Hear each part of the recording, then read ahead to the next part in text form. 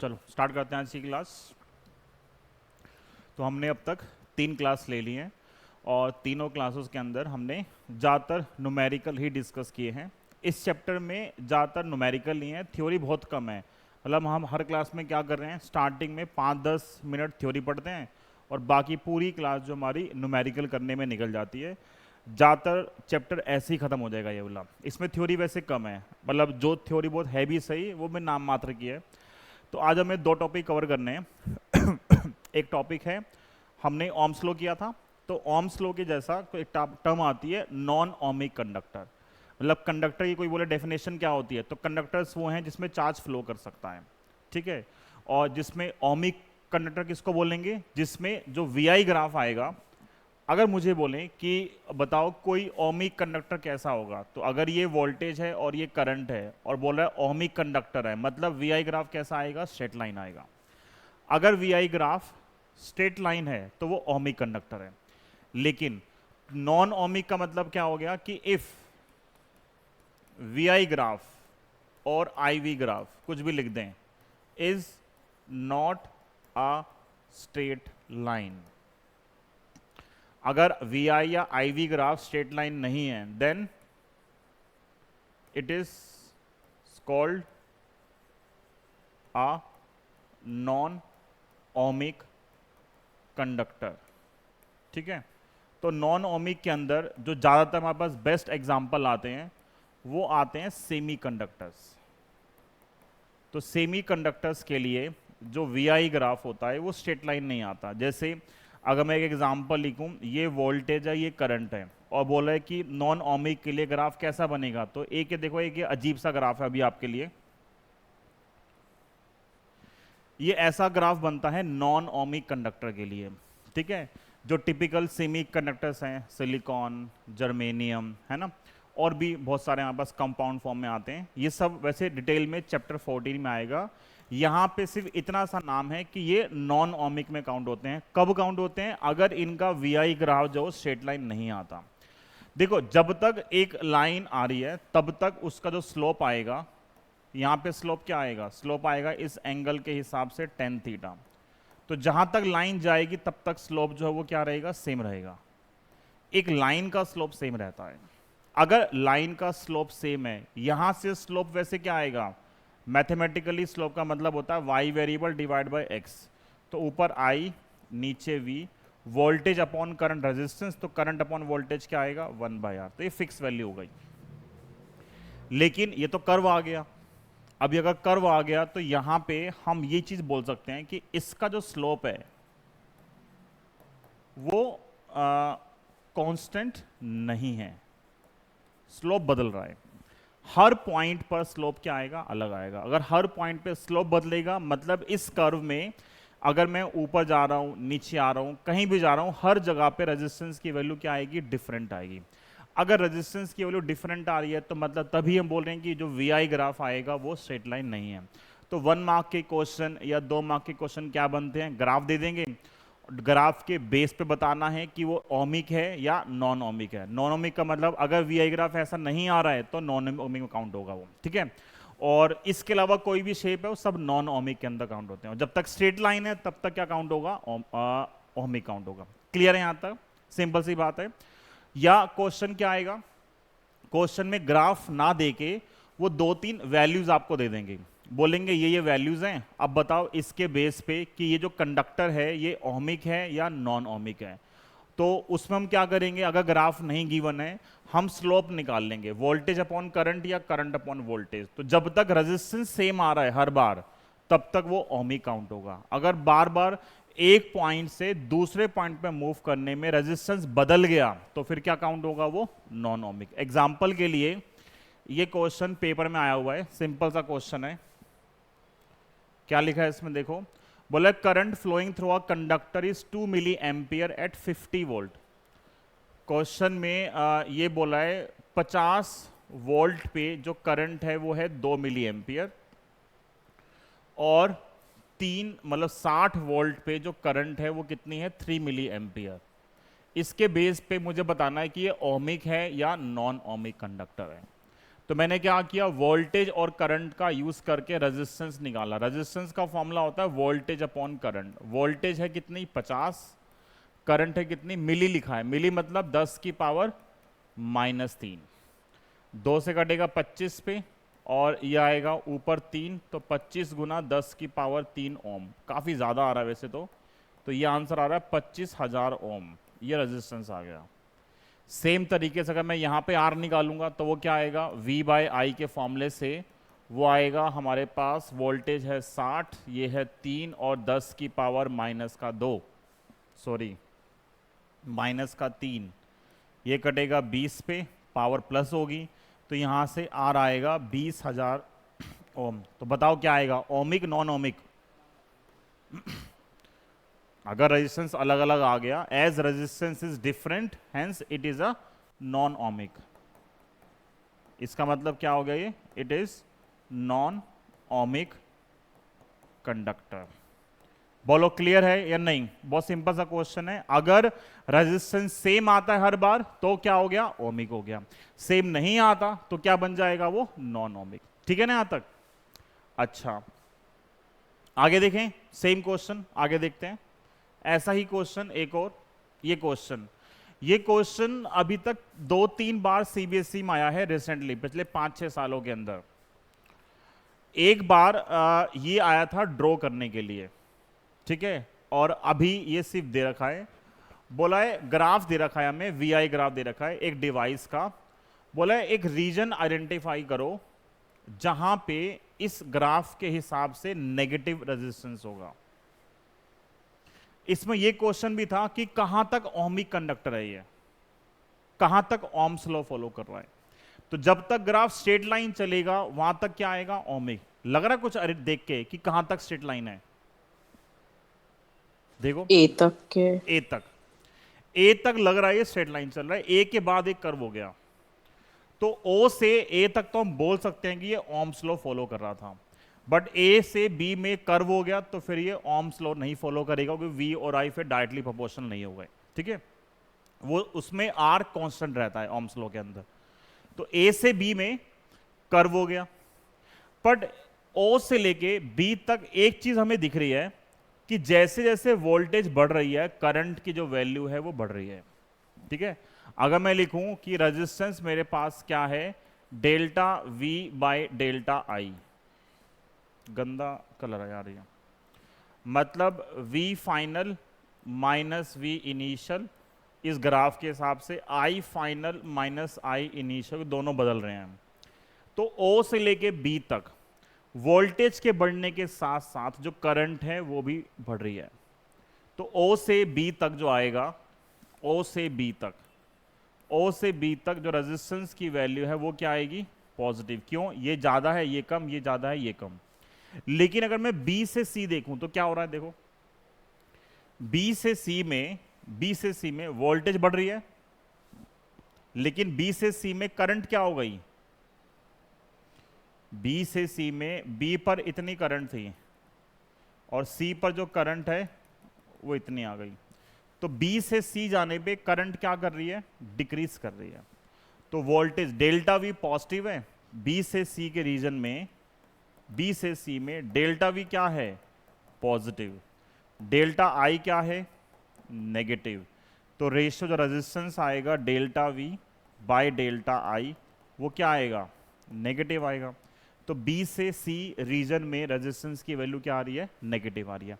1 mark का question था paper में, सिर्फ आइडेंटिफाई करना, ये एक तरीका था, ये लेंथी मेथड है। बेसिक मेथड ये है, 11th क्लास से सीख रहे हैं, पहली बार नहीं सीखा हमने। जब तक ग्राफ ऊपर जाता है तब तक स्लोप पॉजिटिव आता है।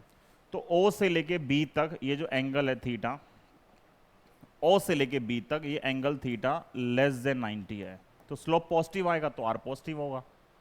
B से C के रीजन में, इस रीजन के अंदर अगर आप कहीं भी लाइन ड्रॉ करोगे, टेंजेंट ड्रॉ करोगे, वो टेंजेंट ऐसे आ रहा है, और बेटर बना लेते हैं, ये एंगल जो आ रहा है वो मोर देन 90 डिग्री है। तो अगर मोर देन 90 है तो B से C के रीजन में angle more than 90, slope negative आएगा। स्लोप 1/r के बराबर है, इसलिए R क्या होगा, नेगेटिव हो जाएगा। किसी भी तरीके से आंसर कर लो, आंसर सेम ही आना है।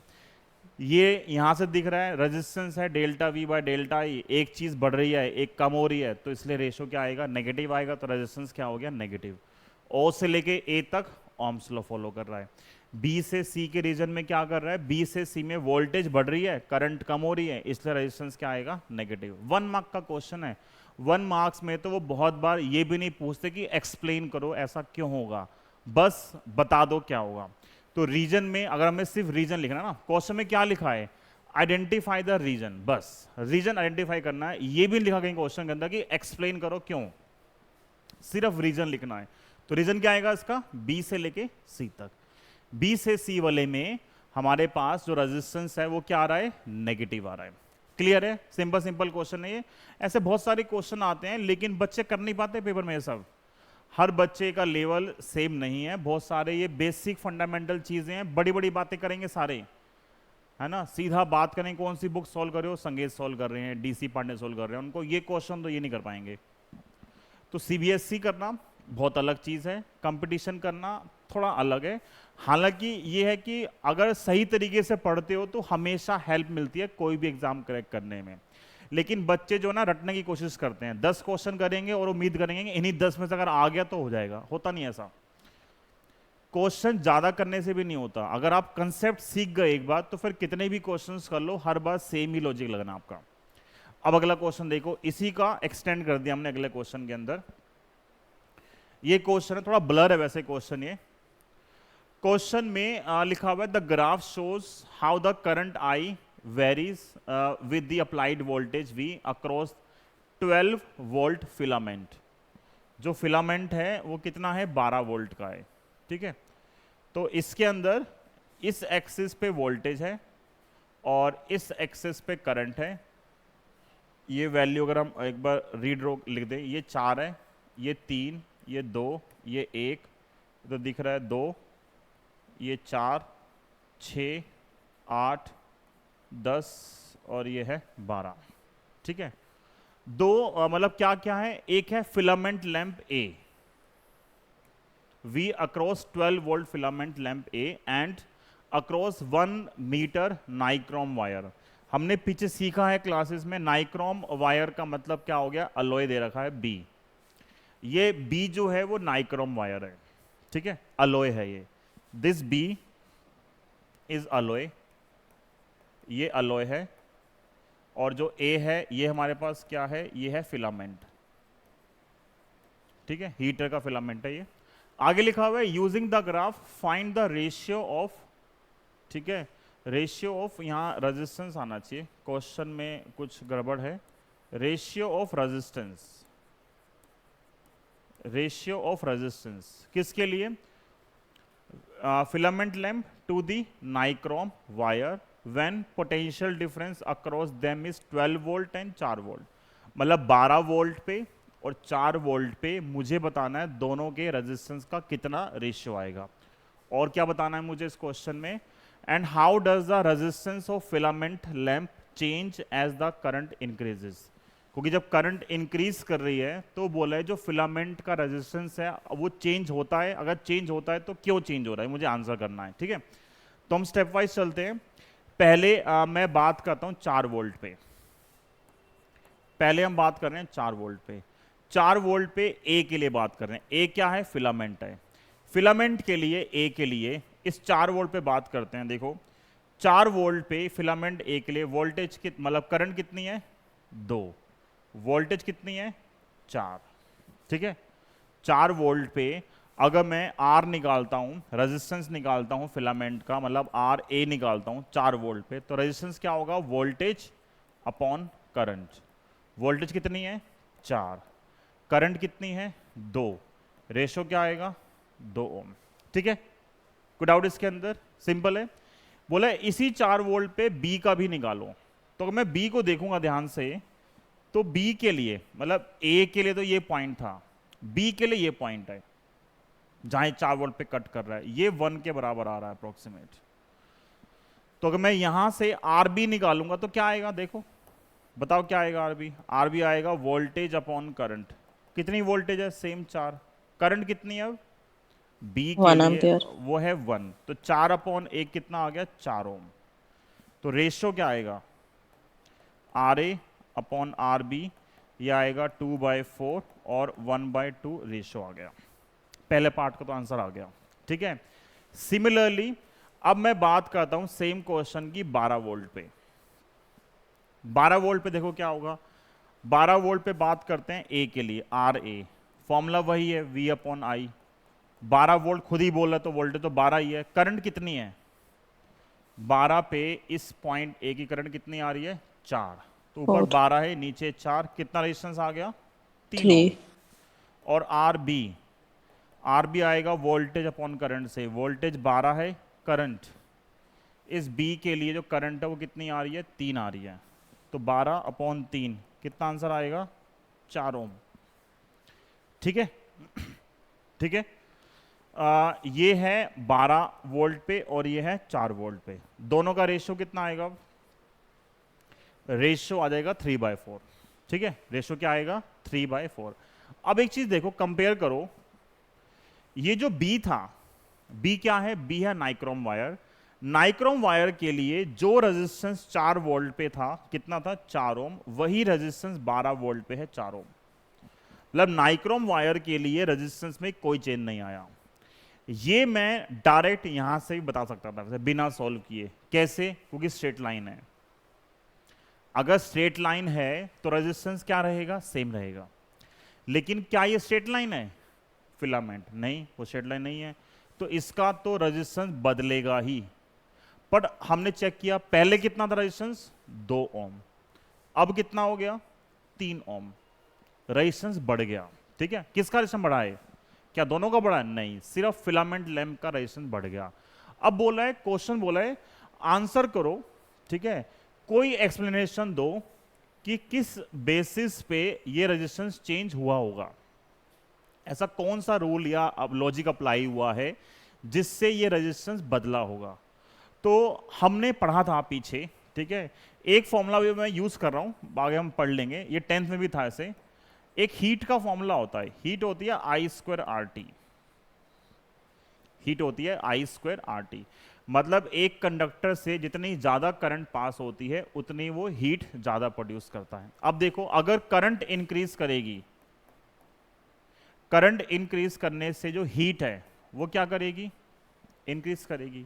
हीट इंक्रीज करने से उस कंडक्टर का जो टेम्परेचर है वो क्या होगा, बढ़ेगा। टेम्परेचर बढ़ने से रेजिस्टेंस क्या होता है, क्यों, क्योंकि resistance is directly proportional to temperature.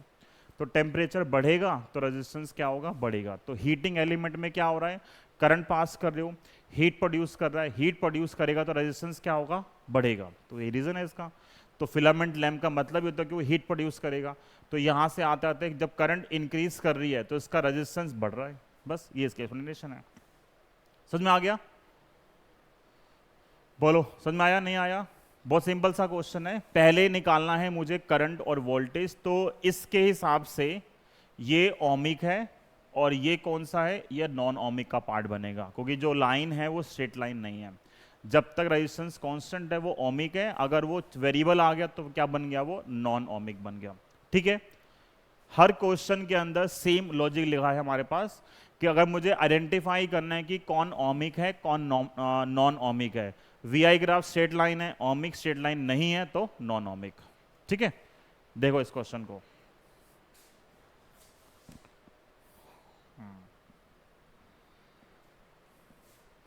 Question difficult नहीं होते हैं लेकिन अप्रोच आनी चाहिए उनको सॉल्व करने की। आगे करें, पीडीएफ तो आ ही जाएगा, है ना। आगे देखते हैं। अब हमारे पास क्या है, series and parallel combination of resistance. Series and parallel combination 10th class में था और हमने अभी चैप्टर 2 के अंदर कैपेसिटेंस के अंदर पूरा कैपेसिटर्स का सीरीज और पैरेलल जो है वो सीखा है। ठीक है, सेम लॉजिक से हम यहाँ पे डिस्कस करते हैं, लेकिन सीबीएसई जो बोर्ड है हमारा, सीबीएसई ने ये पूरा टॉपिक उड़ा दिया। ये टॉपिक अभी सिलेबस में नहीं है, सीबीएसई सिलेबस में नहीं है, नॉट इन पूरा कॉम्बिनेशन जो है सीबीएसई सिलेबस। लेकिन हमें तब भी पढ़ना है क्योंकि इसका हम इनडायरेक्टली तो यूज करेंगे। जब ये टॉपिक पढ़ेंगे आगे हम सेल्स का, तो वहां पे इसको हम इनडायरेक्टली तो पढ़ेंगे। तो हम इसको भी बहुत डिटेल में नहीं पढ़ रहे हैं, मतलब डिटेल मतलब डेरिवेशन का कुछ खास हमारे काम की नहीं है। जो जो काम की चीजें हैं वो हम डिस्कस कर रहे हैं सारी, जो हमें आगे हेल्प करेगी टॉपिक के अंदर। तो सीरीज कॉम्बिनेशन का मतलब क्या है कि हमें दे रखा है 2 या 3 या कितने भी रजिस्टर्स हमारे पास सीरीज फॉर्म में है। ये पूरा टॉपिक सेम है जो कैपेसिटर का था, सब कुछ सेम है। एक रजिस्टर मान लिया R1, मतलब पहले रजिस्टर का रेजिस्टेंस R1, दूसरे का R2, तीसरे का R3। इन तीनों को एक वोल्टेज V से कनेक्ट कर दिया। बोल रहे इन तीनों का नेट निकालना है। नेट का मतलब जो काम ये तीनों मिलके कर रहे हैं, यही काम अगर एक अकेला रजिस्टर करेगा तो इस रजिस्टर की वैल्यू क्या होगी in terms of R1, R2 and R3। ये वोल्टेज V और ये है RS। सीरीज का मतलब अभी हमारे पास ये था कि अगर एक पॉइंट से दूसरे पॉइंट पर जाने का एक ही वे है, एक ही रास्ता है, तो क्या हो गया वो सीरीज। एक से ज्यादा रास्ते हैं तो पैरेलल, एक ही रास्ता है तो क्या आएगा सीरीज। मतलब एक तरीके से सीरीज में ये कंपलसरी वे है। अगर यहां से यहां तक जाना है तो तीनों से ही जाना पड़ेगा, मैं किसी भी एक रजिस्टर को स्किप नहीं कर सकता। जब तीनों कंपलसरी हैं तो क्या बन गया वो सीरीज। सीरीज में क्या होता है, जितनी करंट इस बैटरी से निकलती है यही करंट पहले से जाएगी, सेम यहां जाएगी और सेम यहां जाएगी। तो जो करंट ये प्रोड्यूस कर रहा आई, इक्विवेलेंट का मतलब है कि उतनी ही करंट ये आई प्रोड्यूस करेगा। तो इस RS की वैल्यू क्या होगी in terms of R1, R2 and R3। तो जब हम सीरीज कॉम्बिनेशन पढ़ते हैं, जो हमारे लिए काम की चीज है, हम आगे क्वेश्चन सॉल्व करेंगे, तो वो ये है कि सीरीज में तीनों में करंट क्या जा रही है, सेम जा रही है। तो सीरीज में जो करंट होती है वो क्या आती है, सेम। और ओम्स लॉ से वोल्टेज का फॉर्मूला था IR। तो यहां करंट I है, रेजिस्टेंस R1 है, तो वोल्टेज क्या आएगी IR1। यहां वोल्टेज क्या आएगी IR2। यहां वोल्टेज क्या आएगी IR3। तीनों वोल्टेज डिफरेंट आ रही है, वैसे ये लॉजिक नहीं है, बट सीरीज के अंदर जो तीनों की वोल्टेज आती है वो क्या आती है, वो बढ़ जाती है। ये पूरा टॉपिक हमने डिटेल में पहले किया हुआ है चैप्टर नंबर 2 में, ठीक है। सीरीज में करंट क्या रहती है, सेम। तो जो करंट बैटरी प्रोड्यूस कर रही है और 3 रजिस्टर सीरीज में है, तो तीनों में क्या होगा, सेम करंट पास होगी। लेकिन तीनों की जो वोल्टेज है या पोटेंशियल डिफरेंस है वो क्या होगा, it will divide among them. तीनों में वोल्टेज डिवाइड होगी। अगर ये 10 वोल्ट थी, इसके पास गई 2 वोल्ट, यहां गई 4 वोल्ट, यहां भी कितनी जाएगी 4, ताकि तीनों वोल्टेज का सम कितना आ जाए, वापस V आ जाए, ठीक है। तो टोटल वोल्टेज V जो है वो किसके बराबर होगी, V1 plus V2 plus V3। Series के अंदर करंट सेम है और जो वोल्टेज है वो तीनों में क्या आ रही है, डिवाइड हो रही है। तो V आएगा V1, V2, V3। यहां से V कितना आएगा, ओम्स लॉ से V आएगा I इंटू R, RS। तो V की वैल्यू आएगी IRS। सेम V1 क्या आएगा, पहले वाले से करंट I, रेजिस्टेंस R1, तो ये आएगा IR1, IR2, IR3। I common लेके कैंसिल कर लो, तो RS की वैल्यू क्या आएगी, R1 plus R2 plus R3। तो सीरीज कॉम्बिनेशन के अंदर जो टोटल रेजिस्टेंस आ रहा है वो क्या आ रहा है, R1 plus R2 plus R3 and so on, जितने भी हों, ठीक है। तो हमारे लिए सीरीज कॉम्बिनेशन में काम की चीज ये है कि करंट क्या रहती है, सेम रहती है, और जो फॉर्मूला है रेजिस्टेंस का वो ये है, ठीक है। ये 2 चीज हमारे काम की है ना। ये डेरिवेशन पेपर में कुछ पूछने वाले हैं आपसे, टॉपिक ही नहीं है सिलेबस के अंदर ये, बट इनडायरेक्टली जब सेल पढ़ेंगे तो वहां पे आएगा थोड़ा बहुत यूज, ठीक है। एक ये सीरीज था। जैसे सीरीज कॉम्बिनेशन है, बिल्कुल ऐसे हमारे पास आता है पैरेलल कॉम्बिनेशन। यहां मैंने मान लिया कि मेरे पास 3 रजिस्टर है,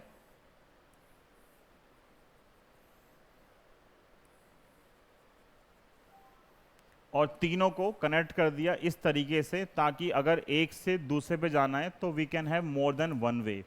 तो अगर मैं यहां से यहां जाना चाह रहा हूं तो हम ऊपर से जा सकते हैं, इधर से, इधर से। जब कोई रास्ता कंपलसरी नहीं है तो वो किस में काउंट होते हैं, पैरेलल में। जब कंपलसरी हो तो किस में काउंट होंगे, सीरीज में। ये वोल्टेज V है। अगर ये वोल्टेज V है तो पैरेलल में जो कंडीशन हमारे पास आती है वो क्या आती है, पैरेलल में वोल्टेज मतलब पोटेंशियल डिफरेंस जो आएगा वो क्या आएगा, सेम आएगा, और जो करंट है वो क्या हो गई, अब डिवाइड हो गई।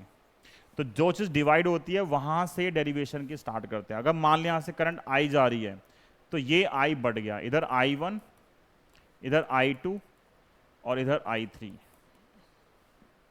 I1, I2 और I3, ठीक है, ये हमारे पास तीनों में बढ़ गया, ठीक है। और हमें क्या निकालना है, हमें निकालना है इसका इक्विवेलेंट पार्ट, मतलब इन तीनों को हटाकर अगर मैं एक R मान लूं तो ये R की value in terms of voltage मतलब R1, R2, R3 कितनी होगी, ये भी सेम I प्रोड्यूस कर रहा है। तो यहां से V का फॉर्मूला बनेगा I R P, और I क्या बनेगा, I बनेगा V बाय R P। तो टोटल करंट I जो तीनों के अंदर बटी है, तो टोटल करंट I का फॉर्मूला क्या आएगा, I1 plus I2 plus I3। इस I की वैल्यू कितनी है, V बाय आर पी, इसकी वैल्यू है V बाय R1, और ये वैल्यू है V बाय R2, और ये वैल्यू है V बाय R3।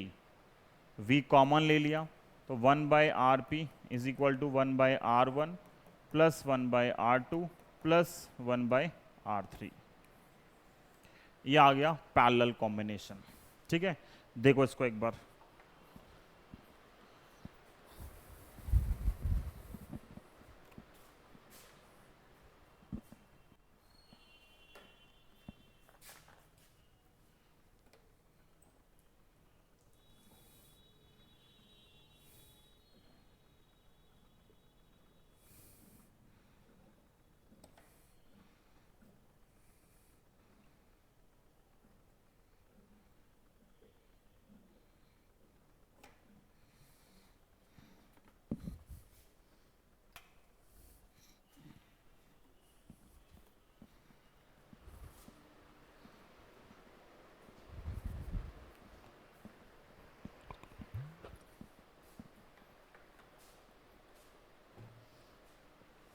ठीक है। तो एक सीरीज पार्ट है और एक पैरेलल पार्ट है। इस पैरेलल को, इस फॉर्मूले को अगर हम सिर्फ दो के लिए बात करें, for two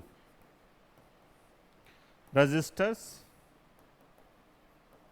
of resistance R1 and R2, वैसे फॉर्मूला क्या आएगा, 1 upon R P equal to आएगा 1 upon R1 plus 1 upon R2, but हम शॉर्ट में कर सकते हैं क्या, आर पी की वैल्यू आएगी R1 into R2 divide by R1 plus R2। तो ये डायरेक्ट याद कर लो, ये सारे क्वेश्चन चैप्टर 2 में भी थे, ये पूरा जो पार्ट है चैप्टर 2 में था। जैसे कुछ कॉमन चीज़ें देखो, लाइक आपके पास एक रजिस्टर है 3 ओम और एक है 6 ओम, बोला दोनों का नेट क्या आएगा। अगर दो पैरेलल में है तो डायरेक्ट फॉर्मूला होता है ऊपर मल्टीप्लिकेशन और नीचे सम, डायरेक्ट सॉल्व करते हैं तो क्या आएगा, 6 3 का आंसर 3 गुना 6 अपॉन सम कितना आएगा 2 ओम। मान लो एक आ गया 10 ओम और एक है 15 ओम, क्या आंसर आएगा, डायरेक्टली बिना पेन चलाए ऊपर मल्टीप्लिकेशन नीचे सम, 6 ओम, सही है। ऊपर मल्टीप्लिकेशन नीचे सम, डायरेक्ट सोल्व करना आना चाहिए, पेपर में डायरेक्ट कर सकते हैं अगर बस की है तो, कोई नंबर नहीं कटते, ठीक है। अब मान लो 2 की जगह 3 आ जाए, यही सेम क्वेश्चन आ जाए, एक है हमारे पास 10, एक है 15, ये सब आएंगे क्वेश्चन अभी आगे, एक है 30, ये तीनों हैं, बोले तीनों का नेट निकालो, तो पहले इन दोनों को सॉल्व कर लिया। वैसे वैसे भी कर सकते हैं 1/10, 1/15, 1/30, वैसे भी कर लो, पर डायरेक्ट भी ज़्यादा इजी रहता है, ज़्यादा डायरेक्ट करना ज़्यादा कंफर्टेबल है। 15 और 30 का आंसर क्या आएगा, ऊपर मल्टीप्लिकेशन नीचे सम,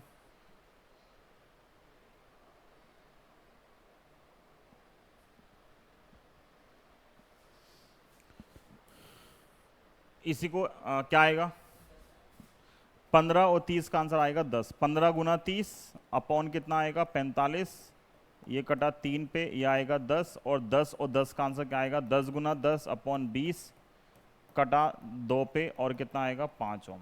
तो डायरेक्ट आंसर कितना आ गया 5 ओम। सीधा करना, 2 के लिए डायरेक्ट ही अप्लाई करो, ज़्यादा इजी है अप्लाई करना। अब इसी चीज़ को अगर हम ऐसे लिख दें शॉर्ट में, जैसे कि मेरे पास क्वेश्चन में गिवन है इसी चीज़ के लिए कि R1 से R2 और Rn तक सब बराबर हैं R के, तो 1/RP कितना आएगा, 1/RP आएगा 1/R एंड सो ऑन। कितनी टर्म्स हैं, n टर्म्स हैं।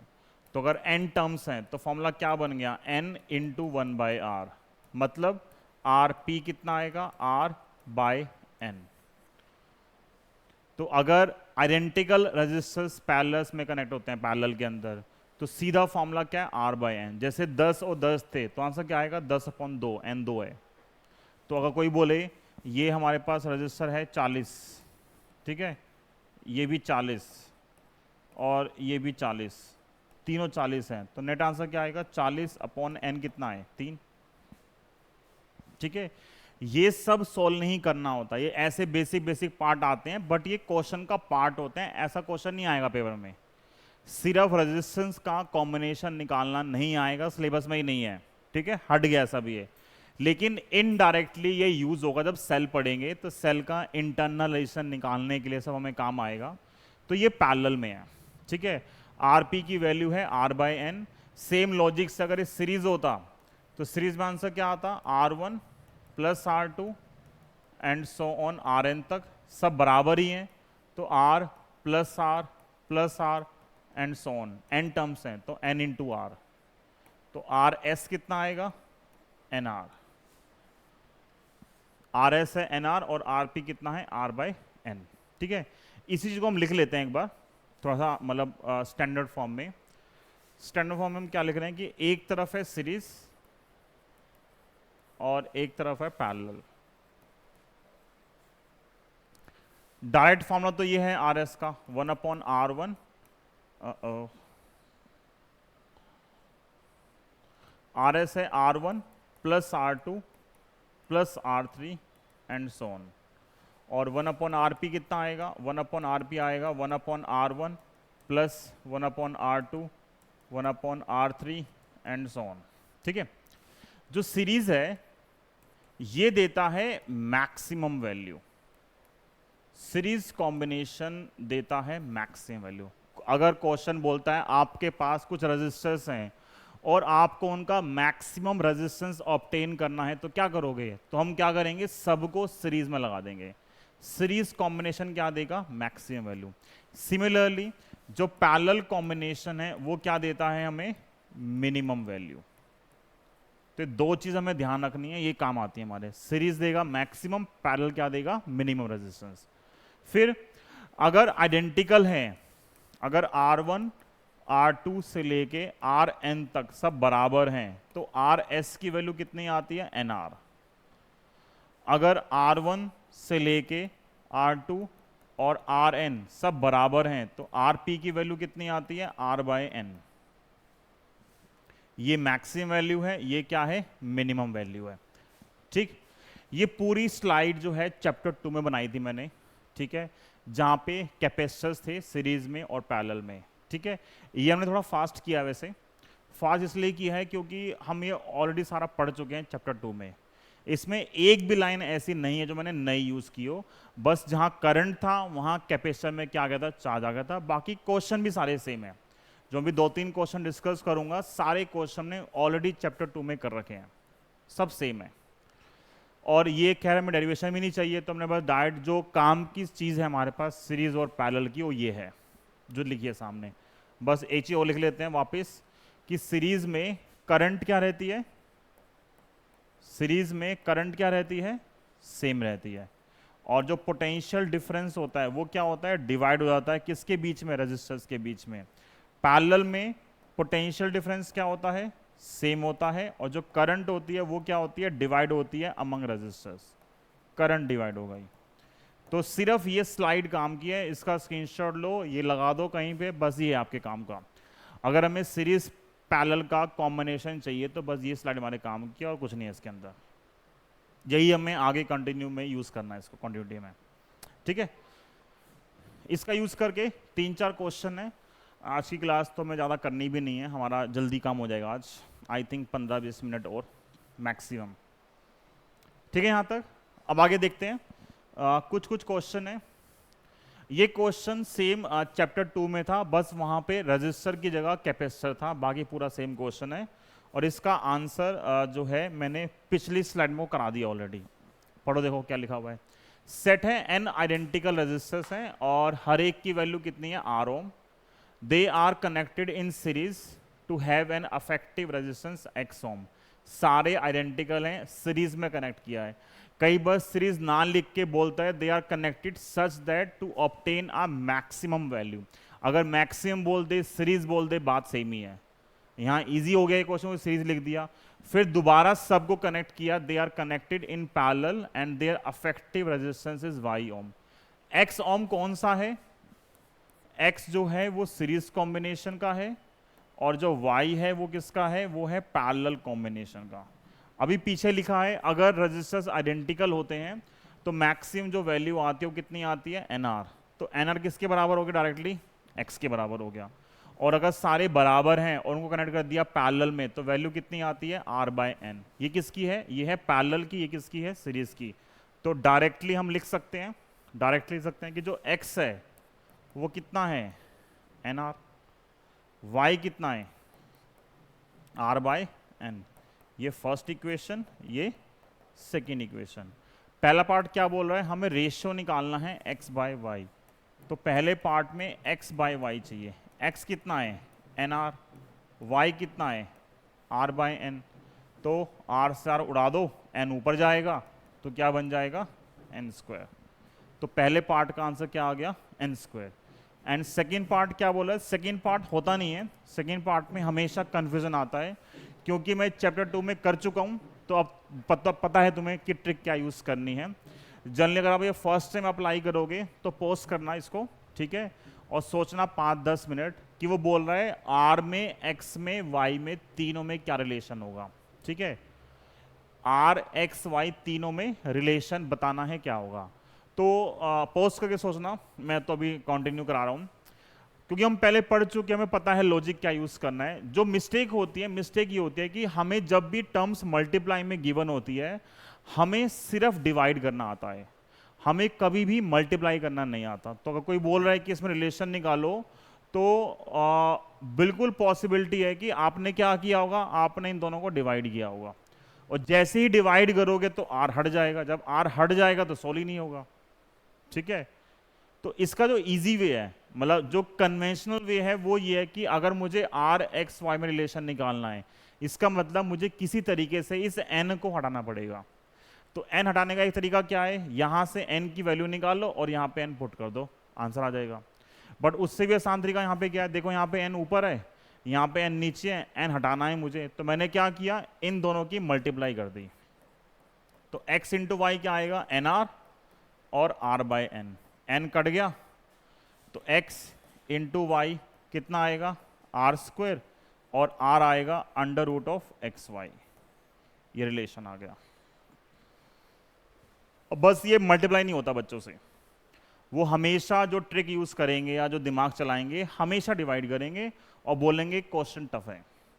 अब इससे आसान क्वेश्चन क्या ही हुआ, वही, इससे आसान क्वेश्चन पॉसिबल नहीं है। ठीक है, चलो आगे बढ़ते हैं। इसके बाद नेक्स्ट क्वेश्चन है, नेक्स्ट क्वेश्चन वैसे सीरीज पैरेलल का नहीं है, लेकिन ये 2 क्वेश्चन है मुझे कराने थे तो मैंने यहाँ पे डाल दिए इनको, क्योंकि मुझे सीरीज और पैरेलल के जो रजिस्टर्स के कॉम्प्लेक्स पार्ट हैं वो मुझे सीबीएसई वाले पार्ट में नहीं डालने हैं, वो भी आगे अलग लेक्चर्स आएंगे। ठीक है, लास्ट में उनमें हम 3-4 घंटे में अलग क्वेश्चंस कवर करेंगे, यहाँ नहीं डालने। अब ये क्वेश्चन है, 2 वायर है, दोनों की लेंथ सेम है। क्वेश्चन में दोनों की लेंथ सेम है, कौन कौन है, एक कॉपर है और एक मैंगनीन है, मतलब लेंथ ऑफ कॉपर वायर और लेंथ ऑफ मैंगनीन m लिख दिया मैंने, दोनों सेम है, लेंथ सेम है, and they have same resistance. क्या बात है, रेजिस्टेंस जो है वो भी सेम है, लेंथ सेम है, रेजिस्टेंस सेम है। बोला विच वायर विल बी थिकर, कौन सी वायर मोटी होगी।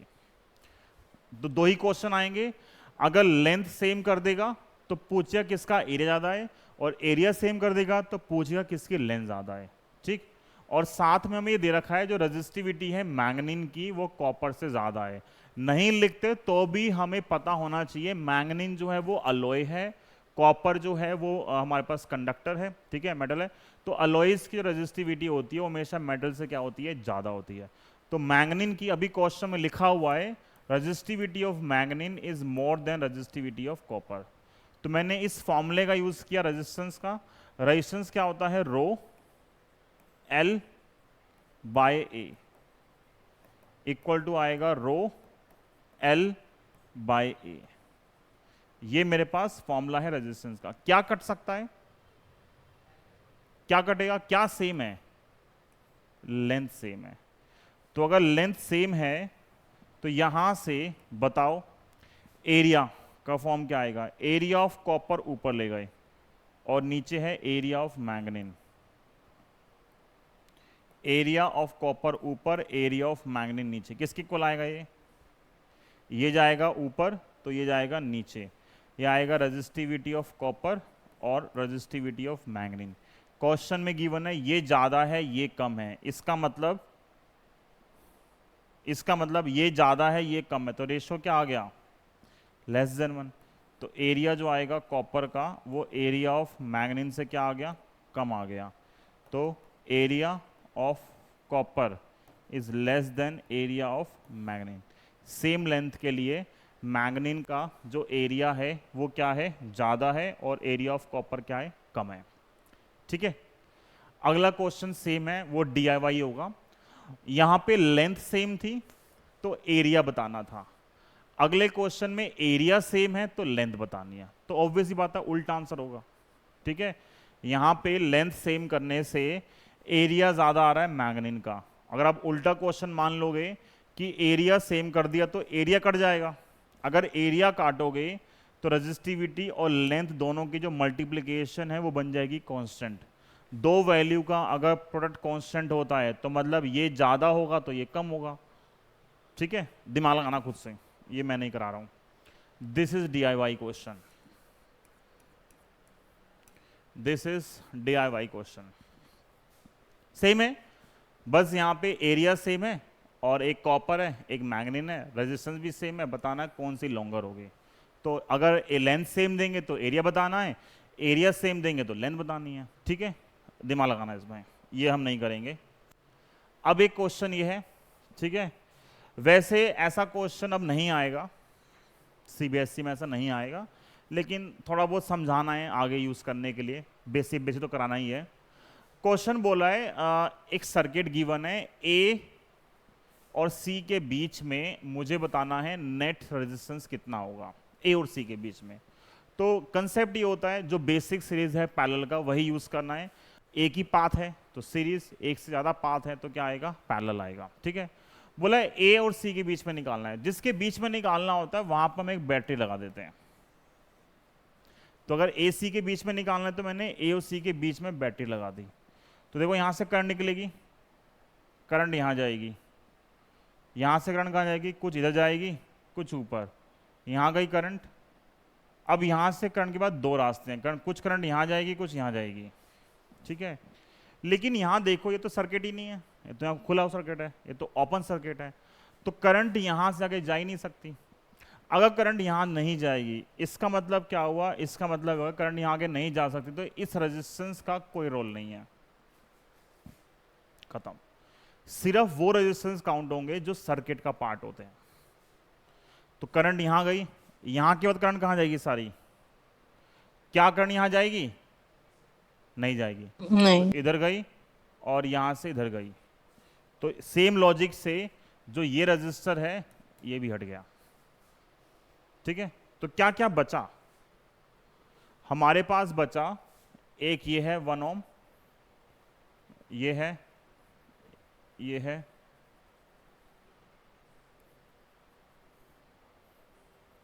बस ये दो हट गए।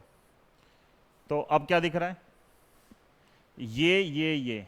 ये तीनों किस में है, सीरीज में। क्योंकि यहां से यहां तक जाने का ये एक ही रास्ता है। तो 1 1 1 का आंसर कितना हो जाएगा? 3।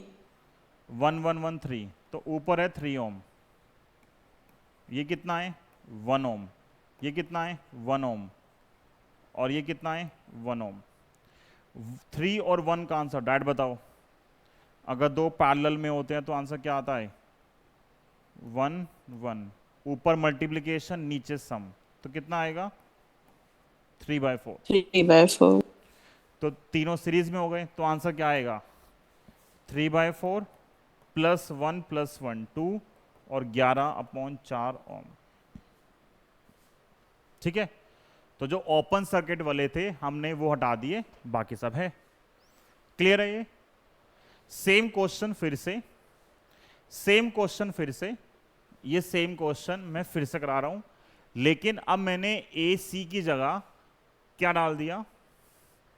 ए बी डाल दिया। ए सी की जगह ए और बी डाल दिया। सोचो अगर ए बी है मतलब बैटरी इन दोनों के बीच में है, तो क्या होगा?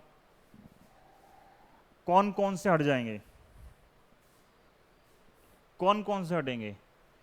एक ये हट जो गया, डी वाला और सी वाला, ये हट गए। ये नहीं उधर वाला, हाँ। ठीक है ना? अब फिर सेम क्वेश्चन हो गया। ये अब क्या होगा? करंट यहां से गई, देखो 1 2 3, ये किस में आ गए? सीरीज में। तो 1 1 1 का आंसर कितना आएगा? 3। 3 1 का आंसर कितना आएगा?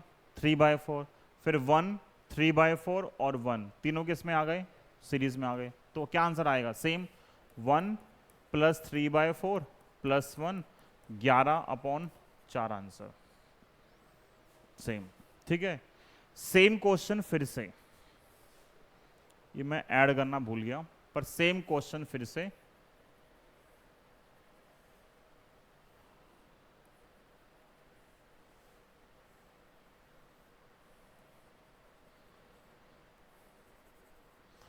अब बोल रहा है एक ये पॉइंट चूज करो, एक ये पॉइंट चूज करो, इन दोनों के बीच में निकालना नेट क्या होगा। जब इन दोनों के बीच में निकालोगे तो क्या गायब हो जाएगा? ये गायब हो गया और ये गायब हो गया। ठीक है, तो सर्किट क्या बना? सर्किट बना, एक रजिस्टर ये है, ये तो हट गया, ये भी हट गया,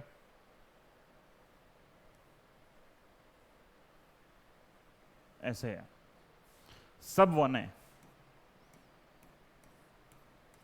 अब क्या दिख रहा है? देखो ये दोनों किस में है? सीरीज में। ये दोनों किस में है? सीरीज में। 1 और 1 का आंसर, 1 और 1 का आंसर 2। 1 और 1 का आंसर 2, ये 2 है, ये 2 है, ये 1, ये 1। 2 और 2 पैरेलल में है। पैरेलल में डायरेक्ट आंसर हमेशा होता है R/N। तो 2/2 कितना आंसर आएगा? 1 1 1 1 1 1। कितना आंसर हो गया टोटल? RS जो 3। आएगा कितना आएगा? 3 ओम। ठीक है, क्लियर है? बट ये सब हट गया है, अच्छी बात नहीं है पर हट गया है सब, बोर्ड में नहीं पूछेंगे सब, पर आना चाहिए। ये सब 10th क्लास का है वैसे, ये सब चीज़ें जो हैं वो 10th क्लास की हैं। इन सब का मैं अभी यूज़ करूँगा जो हमारा नेक्स्ट टॉपिक आएगा वहाँ पे, तो मैं इसलिए थोड़ा बहुत डिस्कस कर रहा हूँ। और देखो एक क्वेश्चन, ये क्वेश्चन 10th और 12th दोनों में आता है, अब नहीं आएगा शायद, अब तो हट ही गया ये। आसान सा क्वेश्चन वैसे, बोला एक वायर है उसका रेजिस्टेंस है 4R। ठीक है, एक वायर थी उसका रेजिस्टेंस था 4R, उसको सर्कल में कन्वर्ट कर दिया। ठीक है, 4R की वायर थी, 4R की, उसको सर्कल में कन्वर्ट कर दिया। फिर बोला है 2 पॉइंट चूज किए डायगनली अपोजिट, और बोला है इन दोनों के बीच में बताओ कितना रेजिस्टेंस आएगा। ठीक है, उन दोनों के बीच में कितना रेजिस्टेंस आएगा। तो क्या करोगे आप, देखो ये कोई रेजिस्टर नहीं है, वायर है, पूरी वायर का रेजिस्टेंस कितना था, 4R। अब इस क्वेश्चन को सोच के देखो, अगर करंट यहां से स्टार्ट होती है तो करंट क्या होगी, आधी ऊपर जाएगी आधी नीचे जाएगी, सेम यहां से वापस। अगर करंट के पास एक ही रास्ता होता तो किस में काउंट होता, वो सीरीज में। करंट यहां से कुछ ऊपर गई कुछ नीचे गई, तो ये दोनों ऊपर का पार्ट और नीचे का पार्ट दोनों किस में काउंट होंगे, वो पैरेलल में काउंट होंगे। मुझे बस ये चेक करना है, अगर पूरी वायर का रेजिस्टेंस 4R था तो जो इस डायगोनल से ऊपर ऊपर है इसका कितना रेजिस्टेंस होगा। अगर पूरे का 4R है तो जो सिर्फ ऊपर ऊपर है उसका कितना होगा रेजिस्टेंस। इसको ऐसे सोचो, पूरा 4R था, अगर आधा काट दोगे तो ये कितना आएगा, ये कितना आएगा 2R, लेंथ आधी कर दी ना। ये पूरा 4R था, इस 4R में जो ऊपर का पोर्शन है मतलब वो लेंथ आधी लेंथ है, और आधी लेंथ कहाँ पे आ रही है, नीचे आ रही है। तो क्या मैं बोल सकता हूं इस सर्कल के अंदर जो यहां से यहां तक का जो रेजिस्टेंस है वो कितना है, 2R, और यहां से यहां तक का कितना रेजिस्टेंस आएगा, 2R, हाँ या ना। अगर पूरी वायर का रेजिस्टेंस 4R था तो सेंटर से ऊपर का कितना आएगा, 2R, नीचे कितना आएगा, 2R, ऊपर भी 2R है नीचे भी 2R है। ये दोनों किस में है, पैरेलल में। तो इसको समझने के लिए हम ऐसा लिख सकते हैं ना कि ये जो था ऊपर कितना है, 2R, नीचे कितना है, 2R, ये भी 2R है ये भी 2R है। तो 2R का आंसर क्या आएगा, R/N, R/N कितना आंसर आ गया, R। ठीक है या नहीं। पूरी वायर का रेजिस्टेंस था 4R, तो अपर पार्ट का 2R नीचे का 2R मिला के कितना आएगा, 4R आएगा। बट दोनों अब किस में कनेक्ट कर दिए, पैरेलल में, तो पैरेलल में रेजिस्टेंस वैसे कम हो जाता है। डायरेक्ट फॉर्मूला है आइडेंटिकल के लिए R/N, R की वैल्यू 2R है, N2, तो सीधा आंसर कितना आएगा, R। ठीक है, हमने कम से कम 30-35 क्वेश्चन किए थे कैपेसिटर के अंदर सीरीज पैरेलल के, वो आता है तो ये सब तो मजाक है, कुछ भी नहीं इनका लेवल। जो लेवल हमने वहां पे अचीव किया है ये उसका 10% भी नहीं है। तो R' कितना आएगा, R आएगा।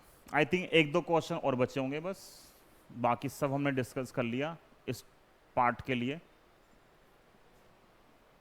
अब देखते हैं ये, ठीक है, ये क्वेश्चन है, a wire of resistance 4R is cut into 4 identical parts. एक वायर है जिसका रेजिस्टेंस कितना है, 4R, इसके 4 बराबर भाग कर दिए, कट किया है, स्ट्रेच नहीं किया है, कट किया है। तो कट करने से मतलब क्या है, लेंथ को उन्होंने 1/4 कर दिया। जब सिर्फ लेंथ में चेंज करोगे तो क्या आएगा, जनरली क्या होता है, क्वेश्चन हमने पहले किए थे उसमें स्ट्रेच किया गया था, स्ट्रेच करने में एरिया बदल जाता है, बट यहां बोला है कट किया है, साफ साफ लिखा हुआ कट किया है। तो कट करने से एरिया में कोई चेंज नहीं है। जब इस 4R के 4 बराबर भाग करोगे तो हर एक पार्ट कितना आएगा, हर एक पार्ट कितना आएगा, R। 4R का रेजिस्टर था, 4 बराबर भाग कर दिए तो हर एक कितना हो गया, R। अब क्या लिखा है इसके बाद, each part is stretched to twice of its original length. अगर मैं इस पार्ट को लूं तो इस पार्ट की उसने लेंथ को डबल कर दिया, इस पार्ट के लिए क्या किया, लेंथ को डबल कर दिया। तो L' जो है वो 2L हो गया।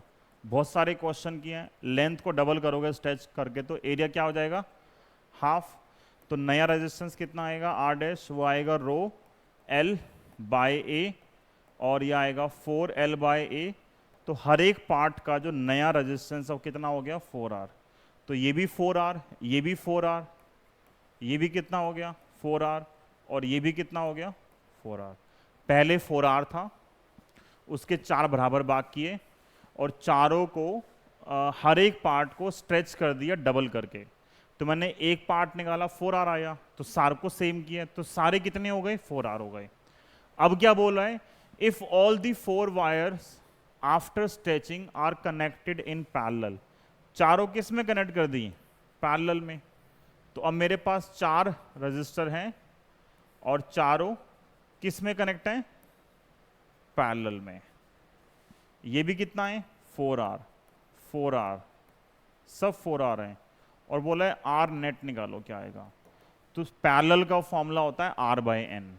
आर कितना है यहाँ पे और एन कितना है? 4। आंसर क्या आएगा? आर। ठीक है, क्वेश्चन कितना भी कंफ्यूज कर ले, बेसिक कंसेप्ट ये है, जो पढ़ा हुआ है बस वही यूज करना है। पिछली क्लास पढ़ रखी है तो वो रिवाइज करते जाओ, आएगा, सब होता जाएगा। जितना यहाँ कर लिया यही करना है, ये मोर देन सफिशिएंट है आपके लिए, पेपर के लिए। अगर यहाँ जो कर रहे हो क्लास के अंदर ये कर लिया, बस यही करना है और कुछ नहीं करना। इसमें सब कर डालेंगे हम, जितने भी क्वेश्चन है टॉपिक के वो हम सारे कवर कर लेंगे साथ साथ। ठीक है यहाँ तक? अभी मैंने अब सीरीज पैरेलल पढ़ लिया, तो जब मेरी नेक्स्ट क्लास होगी, नेक्स्ट क्लास में मैं अब इस सीरीज पैरेलल को ड्रिफ्ट वेलोसिटी से जोड़ दूंगा।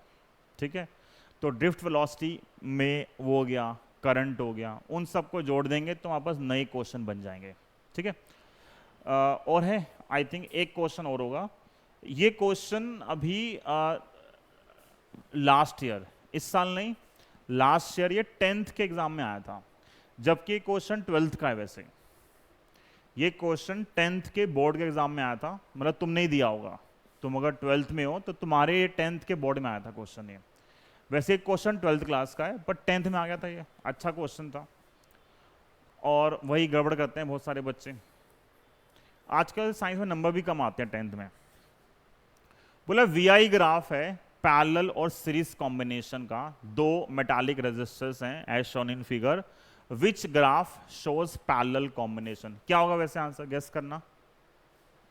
बोला इनमें से एक ग्राफ सीरीज कॉम्बिनेशन है और एक ग्राफ है पैरेलल कॉम्बिनेशन, तो बताओ कौन सा सीरीज है कौन सा पैरेलल है। बहुत इजी क्वेश्चन है, कौन सा सीरीज है कौन सा पैरेलल है।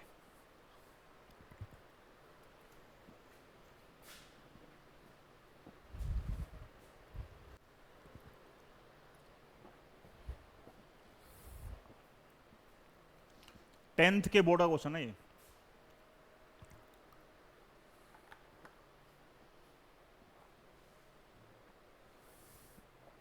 क्या आएगा?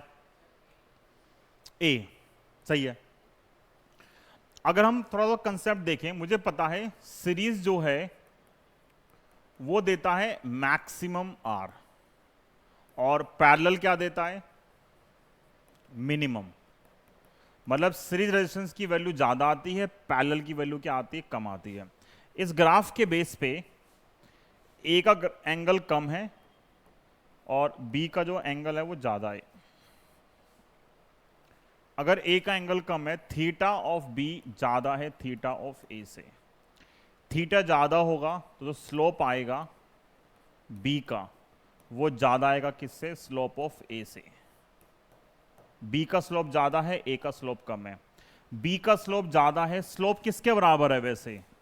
स्लोप बराबर होगा यहां पे वोल्टेज अपॉन करंट, जो रेजिस्टेंस के बराबर है। स्लोप किसके बराबर है? रेजिस्टेंस के।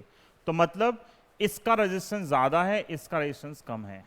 तो यहां से क्या दिख रहा है? रेजिस्टेंस ऑफ बी ज्यादा है किससे? रेजिस्टेंस ऑफ ए से। अब जो ज्यादा होगा वो क्या होगा? वो सीरीज होगा। जो कम होगा वो क्या होगा? वो पैरेलल कॉम्बिनेशन होगा। तो ए क्या है? पैरेलल, और बी क्या है? सीरीज। ठीक है, ए क्या आ गया हमारे पास? पैरेलल, और बी क्या है? सीरीज। दोनों पूछ सकते हैं, पैरेलल बताओ सीरीज बताओ, जस्टिफिकेशन तो क्या है? बेसिक स्लोप निकालो, हो गया जस्टिफाई। ठीक है ना? तो आज की क्लास हमारी खत्म होती है यहाँ पे। नेक्स्ट क्लास में शायद हमें मोस्टली क्वेश्चन ही डिस्कस करने हैं, अगेन ड्रिफ्ट वेलोसिटी और सीरीज करंट का यूज़ करेंगे। तो आई थिंक आधी क्लास वहाँ निकल जाएगी और बाकी आधी में हम नया टॉपिक स्टार्ट करेंगे। ठीक है, मिलते हैं नेक्स्ट क्लास में। Bye bye. Thank you sir.